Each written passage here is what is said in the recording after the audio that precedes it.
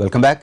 తెలుగు రాష్ట్రాల్లో సంక్రాంతి సందడి మొదలైంది. రంగురంగుల ముగ్గులతో టాలెంట్ను చూపించాలని యువత రెడీయే కాగా గాలిపటాలు ఎగరవేసి సత్తా చాటాలని యువకులు ఉవ్విళ్లూరుతున్నారు. అయితే ఈ పోటీలో పైచేయి సాధించేందుకు వాడుతున్న మాంజాలు పక్షులకు ప్రాణ సంకటంగా మారాయి. పతంగుల సరదాకు పక్షుల ప్రాణాలు గాల్లో కలిసిపోతున్నాయి.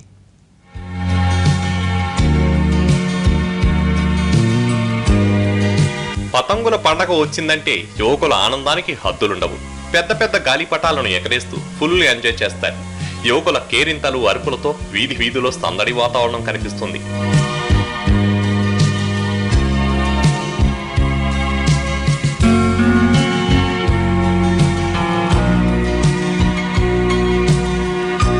క్రమంగా ఈ సరదా కాస్త పోటీగా మారింది. పతంగుల పోటీలో గెలిచి గాలను ఎగరేయాలని భావించే వారి సంఖ్య పెరిగింది. దీంతో ఈ సరదాల్లో పోటీతత్వం పెరిగింది.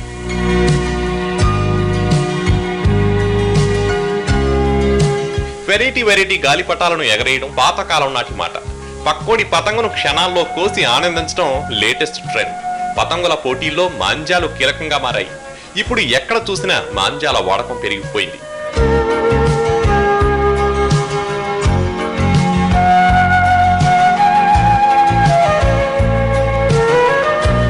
పోటీల్లో ప్రత్యర్థుల్ని చిత్తు చేసే చైనా మాంజాలు మార్కెట్ను ముంచెత్తాయి.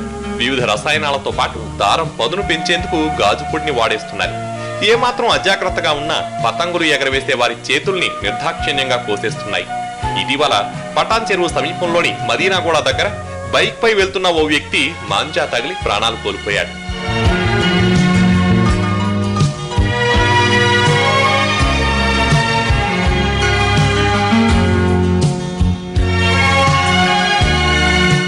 పతంగులు ఎగరేస్తూ యువకులు పిల్లలు బాగానే ఎంజాయ్ చేస్తున్నా వీళ్ల సరదా పక్షుల ప్రాణాల మీదకి వచ్చింది. గాల్లో ఎగురుతున్న పక్షులకు ఈ మాంజా తగిలి ప్రాణాలను కోల్పోతున్నాయి.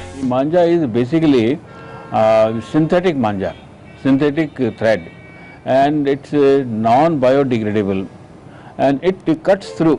It may cut the wings of the birds, or it may slit their neck also. So there have been number of incidents of damages to the birds or even their deaths because of Chinese manja. China manja దెబ్బకు మనం రోజు చూస్తున్న చిన్న చిన్న పిట్టలు పావురాలు బలవుతున్నాయి. ఇప్పటికే radiation తో వీటికి ప్రమాదం పొంచి ఉంటే ఏటా సంక్రాంతి సీజన్ లో మరో పెను ప్రమాదం కాచు కూర్చుంది. చైనా మాంజా వాడకం అనేది చాలా విస్తృతంగా మనం చూస్తున్నాం. సంక్రాంతి పండగప్పుడు చైనా మాంజాని విపరీతంగా అందరూ పోటీపడి మరి వాడుతున్నారు. అండ్ అది చాలా ప్రమాదకరం అండి చైనా మాంజా అనేది. కానీ చైనా మాంజా వల్ల వచ్చే హాని ఏంటంటే అండి, ఆడి వేరే వాళ్ళ కైట్ కట్ చేసేసి వదిలేసిన చైనా మాంజా గాలికి ఎగురుకుంటూ వెళ్ళి చెట్లల్లో, ఎలక్ట్రికల్ వైర్లలో, పోల్స్లో ఒక్కసారి చిక్కుకుపోయిన మాంజాని ఎవరు తీయరు. 100 సంవత్సరాలు ఆ మాంజాలా ఉండిపోవడం వల్ల ప్రతిసారి ఒక జంతువు, పక్షి లేదంటే మనిషి అయినా సరే దాన్ని కాంటాక్ట్ అవడం వల్ల ఇంజురీ అయ్యే అవకాశం ఉంటుంది. సో మొన్న ఫిబ్రవరిలో జరిగిన ఘటన చాలా బాధాకరమైన ఘటన. ఆయన బండిలో వెళ్తా మాంజా కనపడక నెక్ కట్ అయిపోయి చనిపోయిన సందర్భం ఉంది. ఇటువంటివి చిన్న చిన్నవి కూడా చాలా జరిగినాయి. హాస్పిటల్లో నమోదైన కేసులు. మన గవర్నమెంట్ కానీ అధికారులు కానీ దీని మీద నుంచి పెద్ద వాళ్ళకి, అంటే ముఖ్యమంత్రి గారికి లేకపోతే మినిస్టర్ గారికి తగిన పదవి వాళ్ళకి తీసుకెళ్తే కనుక చాలా మంచిదండి. చైనా మాంజా తయారీలో ప్రమాదకర సీసాన్ని ఉపయోగిస్తున్నారు. దీనివల్ల పక్షులతో పాటు మనకు ప్రమాదం ఉందంటున్నారు నిపుణులు. ఇది శ్వాసనాళాల ద్వారా ఊపిరితిత్తుల్లోకి ప్రవేశిస్తే చనిపోయే ప్రమాదం ఉంది. సంక్రాంతి వేళ పిచ్చుకలు, పిట్టల కోసం ఆహారాన్ని సమకూర్చడం అనాదిగా వస్తున్న ఆచారం.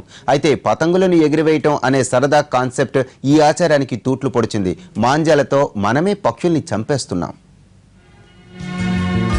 చైనీస్ సిల్క్ మాంజా కంటికి కనిపించని అతి ప్రమాదకరమైన దారం. ఇదెంతో స్ట్రాంగ్ గా ఉండి ఎంతకి దెక్కపోవడం దీనికున్న ప్రత్యేకత. అందుకే యువతకు ఈ మాంజా అంటే తెగమోజు. గాలిపటాలు ఎగరేయడంలో పోటీతత్వం పెరగడంతో ఈ మాంజాను ఎక్కడా లేని డిమాండ్ వచ్చింది. మరోవైపు మాంజా రేట్లను అమ్మకందారులు అమాంతం పెంచి యువత బలహీనతను క్యాష్ చేసుకుంటున్నారు. సీజన్లోనే అమ్మకాలు ఉండటంతో రేటు పెంచడం తప్ప మరో మార్గం లేదన్నది వీరి వాదన. మాంజాసుడు 120ది కూడా ఉంది, 40ది కూడా ఉంది, 20ది కూడా ఉంది. మా దగ్గర మొత్తం మాంజా దొరుకుతాయి. గడ్డిగా కూడా ఉంటాయి, వేస్ట్ కూడా ఉంటాయి, మొత్తం మాంజా ఉంటాయి. చైనీస్ మాంజా నుంచి రేట్స్ 20 రూపీస్ నుంచి 1200 తలకు ఉంటాయి. అది ఎలా ఉంటుంది దారం ఎలా ఉంటుంది? మంచిగా ఉంటాయి, అది గట్టిగా ఉంటాయి, స్ట్రాంగ్ ఉంటాయి చాలా. ఏటా సుదూర ప్రాంతాల నుంచి వస్తున్న విదేశీ పక్షులు మాంజా ఉచ్చులో చిక్కుకుంటున్నాయి. పరిస్థితి ఇలాగే కొనసాగితే అంతరించిపోతున్న కొన్ని అరుదైన పక్షులు పూర్తిగా కనుమరుగయ్యే ప్రమాదం ఉందని హెచ్చరిస్తున్నారు. అది తెంపినా కూడా తెగదు, చాలా గట్టిగా ఉంటుంది, చూడడానికి సన్నగా ఉంటుంది, తర్వాత యాక్చువల్ అది కంటికి కూడా కనపడకుండా ఉంటుంది. సో ఇలాంటి మాంజాను మనము పతంగులు ఎగరడానికి వాడడం వల్ల ఆ పతంగి ఎక్కడో కొంత దూరం వెళ్ళిన తర్వాత తెగిపోయి అది అడవిలోనో లేకపోతే చెట్టుకో చుట్టుకొని ఉంటుంది. సో దాని మీద వాలిన చెట్టు కనిపించక అది కనుక వచ్చేస్తుంటే దాని యొక్క రెక్కలకు దాని యొక్క మెడకు తగిలి ఈ యొక్క పక్షులన్నీ కూడా చనిపోతున్నాయి, తర్వాత కనుమరుగయ్యే ప్రమాదం కూడా ఉంది. సో ఈ బల్ల మీద పోయే పిల్లలు కానీ తర్వాత ఈ యొక్క నడిచిపోయే వాళ్ళకు కూడా వాళ్ళకు కంఠానికి మెడకు తగిలి చాలామంది ఆల్మోస్ట్ చనిపోయే ప్రమాద పరిస్థితికి చేరుకున్న వాతావరణం కూడా ఉంది.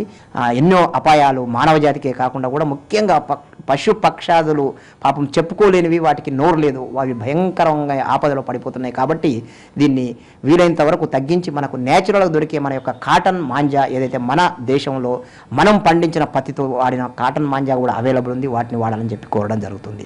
సరదా ముసుగులో పర్యావరణానికి తూట్లు పొడుస్తున్న మాంజా వాడకం తగ్గించాలంటే యువతలో పోటీతత్వం తగ్గించుకోవడం ఒక్కటే మార్గం. మనతో పాటు పక్షి జాతికి ప్రమాదంగా మారిన చైనా మాంజాకు ప్రత్యామ్నాయంగా కాటన్తో చేసిన తేలికపాటి దారాలను వాడితే మంచిదని నిపుణులు సూచిస్తున్నారు. అప్పుడే మనతో పాటు పర్యావరణాన్ని రక్షించిన వారం అవుతాం.